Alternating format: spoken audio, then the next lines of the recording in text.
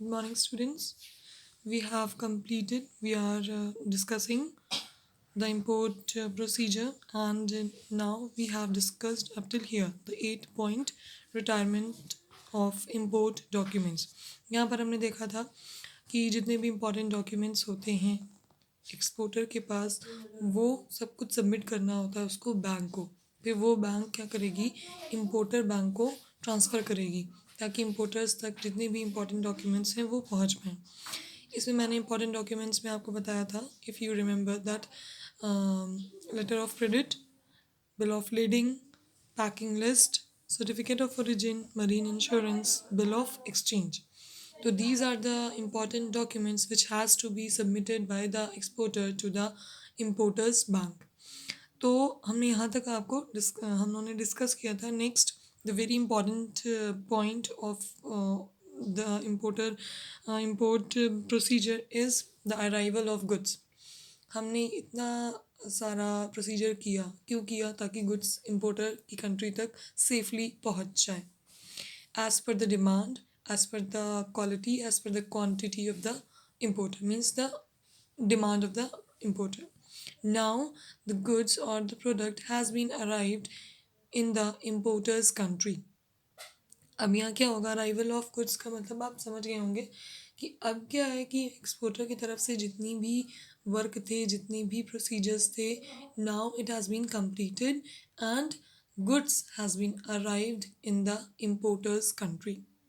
इसके बाद क्या होगा, जब जैसे ही गुड्स इम्पोर्टर की कंट्री में अराइव कर जाएगा, सबसे पहले जो शिप का कैप्टन है वो इन्फॉर्म करेगा इस चीज़ के बारे में, किसको? डॉक ऑफिसर को।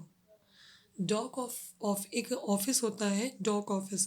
डॉक ऑफिस में जो ऑफिसर्स होते हैं, ठीक है, जो वर्कर्स होते हैं, उनका वर्क होता है कि दूसरी कंट्री से आए हुए गुड्स या प्रोडक्ट्स की डिटेल्ड उनको अपने पास मेंटेन करना होता है। That's called the dock office, ठीक है। तो जो शिप का कैप्टन है वो क्या करेगा, डॉक ऑफिसर को इन्फॉर्म करेगा about the arrival of the goods, and now the dock officer will maintain the details of arrival of goods, that is called import general manifest. जैसे ही शिप का captain dock officer को inform करेगा कि goods importer की country में आ गए हैं, वैसे ही डॉक ऑफिसर क्या करेगा, एक डॉक्यूमेंट बनाएगा जिसको हम कहते हैं import general manifest. Import general manifest में क्या सारी डिटेल्स होंगी, इसमें वही डिटेल्स होती हैं कि जिससे पता चलता है कि गुड्स कहाँ से आया है, कितना आया है और किस इम्पोर्टर को हमें इन्फॉर्म करना है, ठीक है। तो जैसे ही ये इम्पोर्ट जनरल मैनिफेस्ट बनेगा, वैसे ही डॉक अथॉरिटीज़ या डॉक ऑफिस से कॉल जाती है इम्पोर्टर को, भाई ये सब गुड्स या प्रोडक्ट्स हमारा इम्पोर्टर की कंट्री में आ गया है या नहीं, तो उसके बारे में कौन इन्फॉर्म करेगा? जाहिर है जो इस चीज़ की डिटेल्स को मेंटेन कर रहे हैं। कौन मेंटेन कर रहे हैं? Dock officer. तो डॉक अथॉरिटीज़ क्या करेंगी, इम्पोर्टर को कॉल करके इन्फॉर्म करती हैं कि your product now, your product और your goods has been arrived in your country, come and collected, ठीक है। तो ये इन्फॉर्म करती है इम्पोर्टर को। जैसे ही इम्पोर्टर को ये पता चलता है कि हमारी कंट्री में हमारा गुड्स और प्रोडक्ट आ गया है, सबसे पहले वो कौन सा डॉक्यूमेंट प्रिपेयर करता है? Bill of entry. याद रखिएगा, ये बहुत इंपॉर्टेंट डॉक्यूमेंट होता है। इसको अक्सर शॉर्ट नोट्स में भी एग्ज़ाम में पूछते हैं कि what is bill of entry, kindly explain it. तो ये बहुत इंपॉर्टेंट डॉक्यूमेंट होता है। क्यों बनता है, कब बनता है, इसको समझ लीजिए। जैसे ही डॉक ऑफिसर इम्पोर्टर को इन्फॉर्म करता है कि गुड्स आपकी कंट्री में आ गए हैं, तो वैसे ही इम्पोर्टर एक डॉक्यूमेंट बनाते हैं जिसको हम कहते हैं bill of entry. Bill of entry में वो सारे रिकॉर्ड्स, वो सारे डिटेल्स होते हैं जो जिनसे हमें ये पता चलता है कि गुड्स कहाँ से आया है और कहाँ पर आया है। देखिए यहाँ पर लिखा हुआ है कि the importer prepares document called bill of entry which contains details about the imported goods and submit this document to the custom officer to get custom clearance. तो जैसे ही इम्पोर्टर को पता चलता है, वो सब से पहले इस डॉक्यूमेंट को, बिल ऑफ एंट्री को बनाते हैं। इस बिल ऑफ एंट्री में वो सारी डिटेल्स होती हैं। किसकी डिटेल्स होती हैं? गुड्स की, जो इंपोर्ट होके आया है दूसरी कंट्री से हमारी कंट्री में आया है। तो इंपोर्टेड गुड्स की सारी डिटेल्स बिल ऑफ एंट्री में होती हैं। अच्छा, ये डॉक्यूमेंट बनाना इंपोर्टर के लिए क्यों ज़रूरी होता है वो भी समझ लीजिए। जब तक इंपोर्टर इस डॉक्यूमेंट को, बिल ऑफ एंट्री को बनाकर कस्टम ऑफिस में सबमिट नहीं कर देता है, तब तक कस्टम या जो भी टैक्स या टैरिफ्स हैं वो क्लियर नहीं होंगे। ये बिल ऑफ एंट्री एक तरह से प्रूफ होता है कि गुड्स आपकी कंट्री में आ गया है और अब तक आप जो भी टैरिफ्स या टैक्स लगने थे वो सब उस पर क्लियर हो चुके हैं। देखिए, इसीलिए लिखा हुआ है कि बिल ऑफ एंट्री बनाने के बाद इसको सबमिट करना होता है। इस डॉक्यूमेंट को सबमिट करना होता है। कहाँ करना होता है? कस्टम ऑफिसर में, मतलब कस्टम ऑफिस में इसको जाके सबमिट करना होता है, ताकि उस पर जितने भी टैरिफ्स, जितने भी टैक्स हैं वो क्लियर हो सकें। ठीक है, तो ये बहुत इम्पोर्टेंट पॉइंट है हमारा। इसको अक्सर शॉर्ट में भी ऐसे ही पूछ लिया जाता है कि what is bill of entry. ठीक है, तो याद रखिएगा क्यों बनाया जाता है, कौन बनाता है और कब बनता है। ठीक है, next and the last point in the import procedure is custom clearance.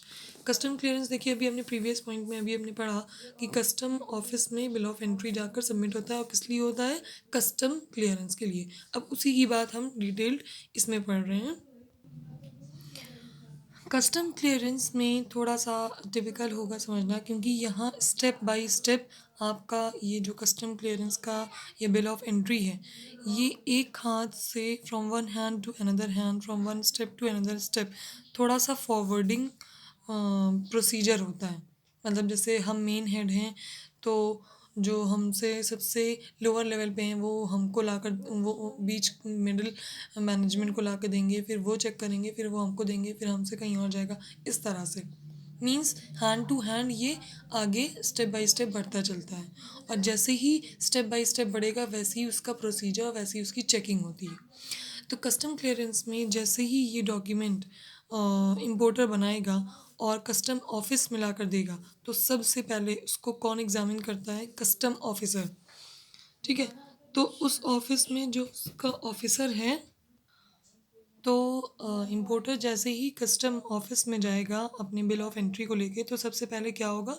Custom officer से उसको अपना बिल ऑफ एंट्री सबमिट करना होगा। जैसे ही कस्टम ऑफिसर को बिल ऑफ एंट्री मिलेगी, तो सबसे पहले वो उसको चेक नहीं करना है, उसको क्या करना है कि उस बिल ऑफ एंट्री पे कितना कस्टम ड्यूटी लगाना है उसको वो टोटल करेगा। मतलब फॉर एग्ज़ाम्पल, जैसे अगर हम कोई बिल लेके गए या कोई चीज़ लेके गए, अब हमें उस पर टैरिफ्स या टैक्स पे करना है, तो हम जिस ऑफिसर के पास जाएंगे उसका काम ये नहीं है कि वो हमारी बिल ऑफ एंट्री या हमारी उसको चेक करें। उसका काम ये होगा कि उस पर कितनी ड्यूटी लगना है, कितनी कस्टम ड्यूटी लगना है, उस अमाउंट को टोटल करना। सेम कस्टम ऑफिसर का काम होता है, बिल ऑफ एंट्री को वो नहीं चेक करेगा, वो ये चेक करेगा कि बिल ऑफ एंट्री हमारे पास आई तो उस पर कितना कस्टम ड्यूटी इम्पोर्टर को पे करना है, वो अमाउंट टोटल करेगा। फिर टोटल करने के बाद वो बिल ऑफ एंट्री किसको पास होगी? अप्रेजर ऑफिसर के पास। ठीक है, तो इसमें देखिए कंफ्यूज मत होइएगा, थोड़ी सा स्टेप बाय स्टेप है, थोड़ा सा कंफ्यूजिंग भी है, इसीलिए हमने इसको नेक्स्ट लेक्चर में ही रखा था। कस्टम ऑफिसर को जैसे ही बिल ऑफ एंट्री मिलेगी तो वो क्या करेगा? उस इम्पोर्टर पे कितनी कस्टम ड्यूटी उसको पे करना है इम्पोर्टर को, वो अमाउंट कस्टम ऑफिसर डिसाइड करेगा, मतलब टोटल करेगा। टोटल करने के बाद बिल ऑफ एंट्री किसको पास होती है? अप्रेजर ऑफिसर को। अब ये अप्रेजर ऑफिसर क्या करेगा? उस गुड्स को जिस पे ये बिल ऑफ एंट्री बनाई गई, मतलब जो दूसरी कंट्री से आया है, मतलब इम्पोर्टेड गुड्स, उसकी इंस्पेक्शन करेगा। देखिए लिखा है, appraisal officer who does the inspection of goods and verifies the details given in the bill of entry. Appraisal officer का ये काम होगा कि जो इम्पोर्टेड गुड्स है उसको चेक करना और बिल ऑफ एंट्री में जो भी डिटेल्स लिखी हैं उसको चेक करना। अगर अप्रेजर ऑफिसर को सारी इन्फॉर्मेशन ट्रू लगती हैं, करेक्ट लगती हैं, तब वो क्या करेगा?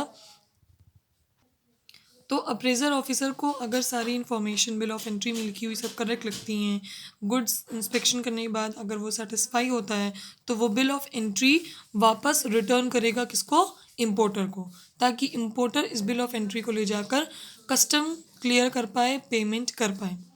इसके लिए पेमेंट करने के लिए जब बिल ऑफ एंट्री फिर वापस से इम्पोर्टर को मिल जाएगा तो इम्पोर्टर कहाँ ले जाकर उसको सबमिट करेगा, डॉक सुपरिटेंडेंट को। ठीक है, तो बिल ऑफ एंट्री वापस जब इम्पोर्टर को मिल जाती है तो वो बिल ऑफ एंट्री किसके पास जाएगी, डॉक सुपरिटेंडेंट को ले जाकर इम्पोर्टर सबमिट करेगा। डॉग सुपरिटेंडेंट क्या करेगा, जो भी इम्पोर्टेड गुड्स हैं उसकी फिजिकल एग्जामिनेशन करेगा, मतलब फेस टू फेस जाकर देखना है कि कहाँ से गुड्स आए हैं, कितनी वैल्यू है, तो जो भी गुड्स की वैल्यू होगी उसी गुड्स की बराबर उसकी टैक्स भी लगेगा। फॉर एग्जांपल जैसे अगर 100 रुपीज़ है तो उसके हिसाब से कम लगेगा, अगर ज़्यादा वैल्यू है तो कहने का मतलब higher the value of the goods high will be the custom duty, lower will be the value of the goods, lower will be the custom duty amount। ठीक है, तो ये डॉग सुपरिटेंडेंट क्या करेगा, गुड्स को जाकर face to face physical examination करेगा। Examination करने के बाद डॉग सुपरिटेंडेंट क्या करेगा, bill of entry is presented to the port manager. ये डॉग सुपरिटेंडेंट एग्जामिनेशन करने के बाद बिल ऑफ एंट्री किसको पास करेगा, पोर्ट मैनेजर को। पोर्ट मैनेजर मीन्स शिप, है ना, उसके मैनेजर को, पोर्ट मैनेजर को ले जाकर देगा। देखिए ये सारा काम कहाँ पर होगा, कस्टम ऑफिस में होगा। ठीक है, तो डॉग सुपरिटेंडेंट ले जाकर किसको देगा, पोर्ट मैनेजर को। पोर्ट मैनेजर उस बिल ऑफ एंट्री को सबमिट कर लेगा और तब वहाँ पर who accepts payment of custom duty and issues the release order, तब वो क्या करेगा, पोर्ट मैनेजर उसका बिल ऑफ एंट्री को कलेक्ट करेगा, उसको एक्सेप्ट करेगा और वहाँ पर इम्पोर्टर को पेमेंट करना होगा कस्टम ड्यूटी की। आगे देखिए क्या लिखा है, on presentation of release order the importer can take the delivery of goods in case the importer fails to pay import duty then goods are transferred to a bonded warehouse. The importer can take the delivery from bonded warehouse only after paying the required duty. कहने का मतलब क्या है, जैसे ही port officer को bill of entry मिलेगी वो सबसे पहले पेमेंट मांगेगा, किससे मांगेगा, इम्पोर्टर को। तो बिल ऑफ एंट्री सबमिट होगी पोर्ट मैनेजर को और वही कस्टम ड्यूटी का जो अमाउंट है वो कलेक्ट करेगा। इन केस अगर जैसे ये हुआ कि इम्पोर्टर कस्टम ऑफिस गया और उतना अमाउंट नहीं है कि वो पे कर पाए, मतलब कस्टम ड्यूटी का अमाउंट बहुत ज़्यादा लग रहा है जितना वो पे नहीं कर पा रहा है, तो क्या होगा, वो सामान उसको नहीं दिया जाएगा। जब तक आप पूरा कस्टम क्लियर नहीं कर देते तब तक आपको आपका सामान कितना भी आपने पेमेंट कर दिया उसका आपको वापस नहीं मिलेगा। वो सामान कहाँ चला जाता है, वेयर हाउस में। जब तक इम्पोर्टर उसकी कस्टम ड्यूटी को क्लियर नहीं कर देता, सारे अमाउंट को पेड नहीं कर देता, वो सामान वेयर हाउस में ही पड़ा रहेगा। ठीक है, तो ये होता है custom clearance. It is very important. इतना आप समझ लीजिए कि इम्पोर्ट प्रोसीजर में आपके 2 point, arrival of goods and custom clearance are very important for clear the customs, for clear the tariffs, for clear the tax by the importer side।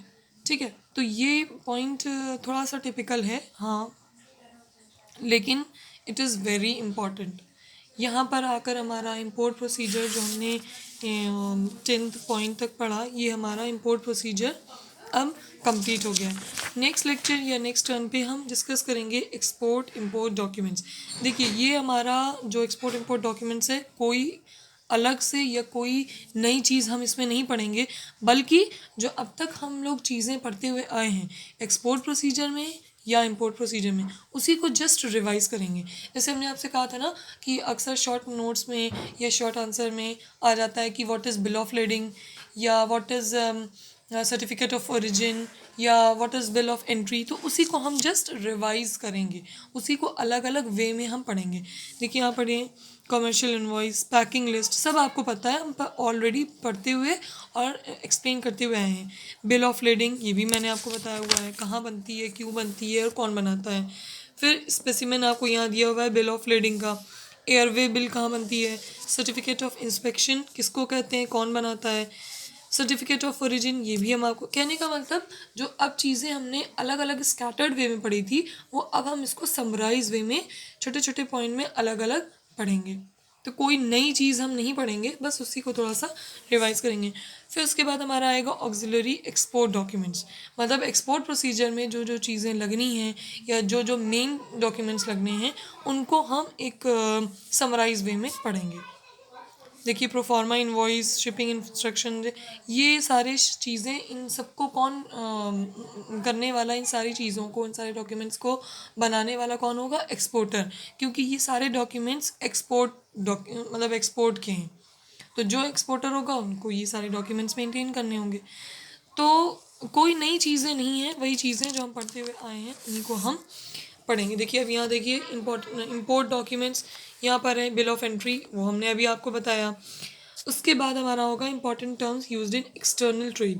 पूरा external trade में जो मेन मेन टर्म्स होते हैं, जैसे हमने last chapter में means 9 chapter में हम लोगों ने पढ़ा था important terms used in internal trade. अगर आपको याद हो तो हमने पिछले चैप्टर में, जब हमारा चैप्टर 9 खत्म हुआ था तो लास्ट में हमने पढ़ा था टर्म्स ऑफ ट्रेड, है ना। तो यहाँ था कैश ऑन डिलीवरी भी कर सकते हैं, फ्री ऑन बोर्ड भी कर सकते हैं, या CNF भी कर सकते हैं। तो इसी तरह से चैप्टर 10 में भी हम टर्म्स ऑफ ट्रेड पढ़ेंगे। जैसे यहाँ पर भी हम पढ़ेंगे free on board, cost and freight, freight क्या होता है, कॉस्ट, इंश्योरेंस, ये सब कौन पे करेगा अमाउंट। उसके बाद जो मेन टॉपिक रहेगा इस चैप्टर का, last and the main topic, which is WTO, world trade organization. मेरे ख्याल से सबको ये पता होगा और ये एग्ज़ाम में आता भी है। इसके बाद आपका चैप्टर कंप्लीट हो जाएगा, और ये जैसे ही चैप्टर 10 कंप्लीट होगा, सब लोग ध्यान से सुन लीजिए, C1 एंड C2 बोथ, कि when we will complete this chapter after 4 days, I want proper notes up till chapter 10 of all the students, whether it is C1 और C2। C1 में तो कुछ नोट्स मुझे मिली भी हैं, C2 में ये क्लास बहुत ज़्यादा जो है लेज़ी है, कुछ बच्चे नोट्स बना रहे हैं, कुछ तो एकदम डल हैं। तो इतना जान लीजिए, चैप्टर 10 जहाँ पर भी जब भी कंप्लीट हुआ उसके 4 days नेक्स्ट मुझे चैप्टर 10 तक किसी भी हाल में एनी हाउ मुझे नोट्स चाहिए up till chapter 10, complete notes. ठीक है, तो बनाना अभी से स्टार्ट कर दीजिए अगर जिनका नहीं बना है।